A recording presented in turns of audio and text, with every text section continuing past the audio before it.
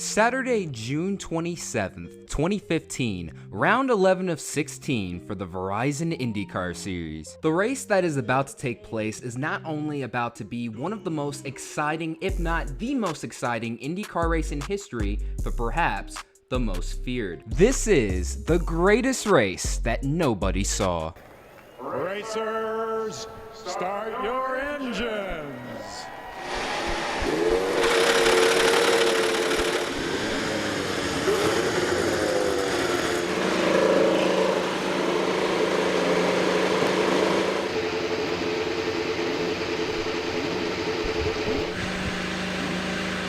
The backdrop for the race in question takes place at none other than the famous Auto Club Speedway. IndyCar was returning to the racetrack for the 4th straight year, only this time it wasn't going to be the season finale. For the first 3 seasons of its return, Auto Club was the site of the series finale from 2012 to 2014. For 2015, the race was placed towards the end of June, and unfortunately, in the first day of practice and qualifying, there were problems. The new package they ran in 2015 allowed for major pack racing at this track in particular. Multiple drivers had expressed their concerns to IndyCar, and they were for a good reason. The first couple of races at Auto Club saw some pretty nasty wrecks with the old IndyCar package. It was proof that this track was already extremely dangerous even with the cars not racing in big packs. And this was a little over a month removed from James Hinchcliffe's near fatal accident in Indy 500 practice. And also, just in general, oval racing and open wheel cars are extremely dangerous. As a matter of fact, unfortunately, the last 5 fatalities in IndyCar have all been on ovals. The drivers and team owners had voiced their concerns to IndyCar all the way up until the command to fire engines. With no changes taking place, this nerve-wracking race is about to take place.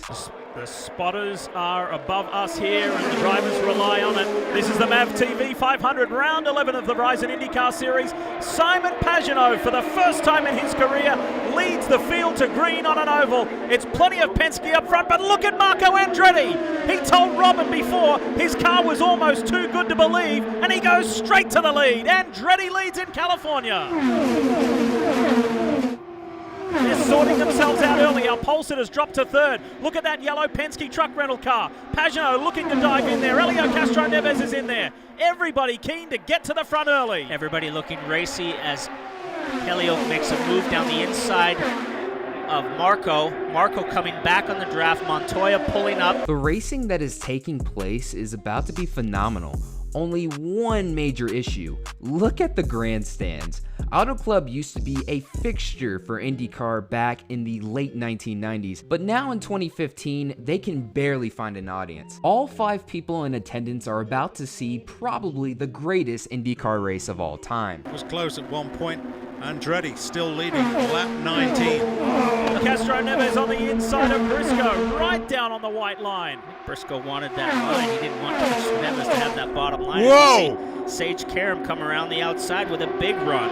Wow, be aware. You have to be aware of who's around you at 200 plus mile an hour. And this Honda is looking good, but look on the high side. Scott Dixon comes right up and around one. Pablo Montoya 3 wide, Andretti on the low side, Montoya in the middle, and Dixon, who raced Sato off pit road but lost that race, has been chasing him ever since. So many of these guys, Lee, being able to find traction and stay down low and make that move. Yes, it's the shortest way around an oval, of course, but you need to put the wing on. But boy, oh boy, there are lines all over this track. Listen, I think at this stage, and Paul Tracy, you're the one with the true qualifications to say so, but the general conduct out there has been good. It has been at a very high standard, no silly moves, well-respected driving techniques. Well, it's been aggressive. I wouldn't say, and nobody's pussyfooting around. The guys are going high, they're going low, the cars are moving around, they're sliding a little bit on these seams, so there has been moving around in the cars, which is very dramatic to watch. For as exciting as the racing has been, you can just tell by the commentators' voices that they are worried sick. This type of pack racing went on back and forth for 136 straight green flag laps until we finally got our first caution of the day. It's okay. Whoa! Castro Neves is gone! Elio spins! Perhaps it was inevitable. Racing this close, this fast, for this long. He hit the wall on the inside and has damaged the rear bumper. Seeing an IndyCar spin all the way to the inside wall of Auto Club on the backstretch bring back a lot of bad memories. But now for the first time since the very beginning of the race, the pack is about to be reunited. And from this point on, you could tell that these cars were probably not going to get that spread out from each other again. All right, there's a scramble in the pack, as you can imagine. The guys are ready to get going again. Power on the low line. Then Rahal on the inside is one Pablo Montoya. 4 wide home to the corner. It's like we hit the reset button, and this is the start of the race again. Look at this. Remember your tire pressures. Remember. Oh, Canaan and Carpenter. You've got to be so careful after those laps behind the car. Ease into it, guys. Yeah. We had 130-odd laps. Doing it nicely. And Briscoe, Ryan Briscoe, I can confirm, is getting a penalty for the contact with Elio Castro Neves. Paul, I know you disagree with that. I don't think I agree with that. I think it was just a situation of racing where, Castro Neves was just backing up into that group of cars and really nowhere for Ryan to go. The yellow car is Simon Pagenaud for Team Penske, the pole sitter. He moves into third ahead of Montoya. Here comes Dixon in that orange and black degree car for Chip Ganassi Racing. Munoz on the low line, the green and white car. Andretti is back in the mix as well. Marco's had a great race today. Gap, Here we go. Oh, that's the teammates. Teammates have collided. The CFH teammates are into the wall. Joseph Newgarden, the Toronto and Barber winner, and his owner and teammate, Ed Carpenter. This will tell us the story. There's Newgarden way high, coming round. He's got the momentum. The front end goes on him, and that's it. There's no more room to have. Boy, oh boy, that's more of that very subtle body language from the cars, Paul. You called it perfectly. Just lost the front and it slid up. With every single restart, the pack racing kept intensifying. It was so intense that you can tell by the video that drivers are just simply backing off just to catch their breath. Lap 191 saw the third caution of the day for a piece of debris coming off of Graham Rahal's car. Definitely one of the unsafest refueling entries you'll ever see in IndyCar. But with that, the race recommenced with around 50 laps to go, and in my opinion, this was when the pack racing was at an all-time high. 200 down, 50 laps to go here at Auto Club Speedway Fontana. What a race it's been today. Here comes the points leader, Montoya. The Indy 500 winner puts his nose ahead and goes high. Hunter Ray in the middle line, Power on the bottom, Dixon up top. Champions, 4 champions running 4 abreast coming through the corner. Now he's all the way back at the front again. So watch Briscoe, watch Briscoe, watch Briscoe now. Out, pulls out, he's got that low line. Any second now, Briscoe's going to be leading this race. And that was a Ryan Hunter-Ray style move. Well, he won the Indy 500 last year. Down on that low line, Ryan Briscoe now puts the arrow machine ahead. Look at that, look at that. Briscoe's been working that for 10 laps. That was almost 5 wide. 5 wide. Wow. Canaan says, I can see you. I Oh, can see where. no room there, Montoya. He had to back out of it there. He was trying to squeeze between Power and the wall, and it was just running out of space. Credit to the drivers. They have been rock stars today. Incredible performance from the Verizon IndyCar Series drivers. The fourth caution saw a piece of debris fly off on the backstretch for the second straight time. At the moment of the fourth caution, IndyCar had already broken its record in terms of lead changes. For as exciting as the racing has been all day long, it is about to be the most scary and intense it has been throughout the day within the final 20 laps. Obviously, from this point on, nobody is going to hold back anything. He's got the train of cars behind him, and there is a push effect, and he's cleared Briscoe now and can take over that line. Watch your inside, Ryan. It'll come back to you, it'll come back to you. Briscoe now, they draw wheel. Oh! There it goes, it's a big one. Oh, and it's Takuma Sato and Will Power inside the final 10 laps. Yeah, without a doubt. I don't know if you could really say that was anybody's fault there. You know, it's really disappointing because we sat down after Las Vegas with IndyCar and we all sat there and discussed the fact that we could never have a race like we had there in terms of the pack racing that goes on or used to go on in IndyCar.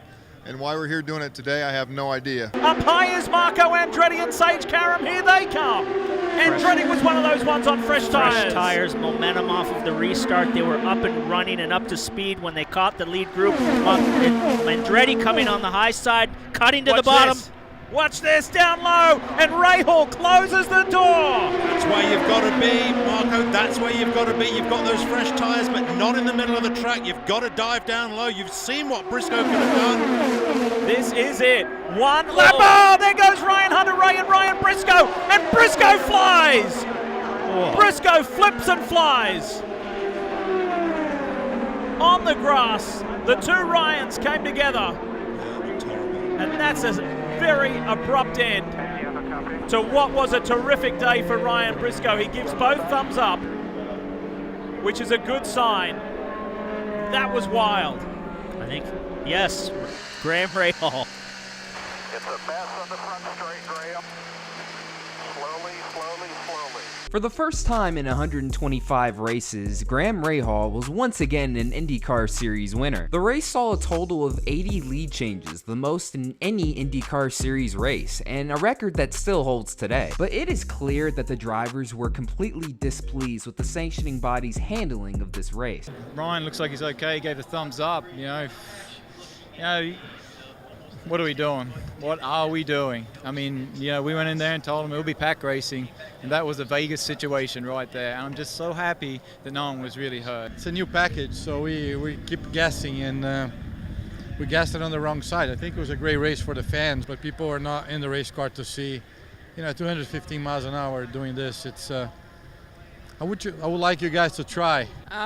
Honestly, I felt it was a little too stupid. You know what I mean? What I told IndyCar yesterday we shouldn't be racing like this. This is full pack racing, and sooner or later somebody's gonna get hurt, so we don't need to be doing this. For as much controversy as this event had, the race still drew in a substantial rating on NBCSN, securing a 0.37 rating, which was up from last year's round at Texas, while drawing in an average audience of just over 500,000, the highest of any IndyCar race on NBCSN that season. But it's peanuts compared to the rating NASCAR got at Sonoma on FS1 the next day. That, combined with the low attendance we saw that day, along with the drivers being at a greater risk here, meant that IndyCar wasn't going to return to Auto Club after 2015. With a shortage of ovals on the IndyCar schedule today, races like these are now rarities, and the record of 80 lead changes will more than likely never be broken. But to the 5 fans who were in attendance for this race,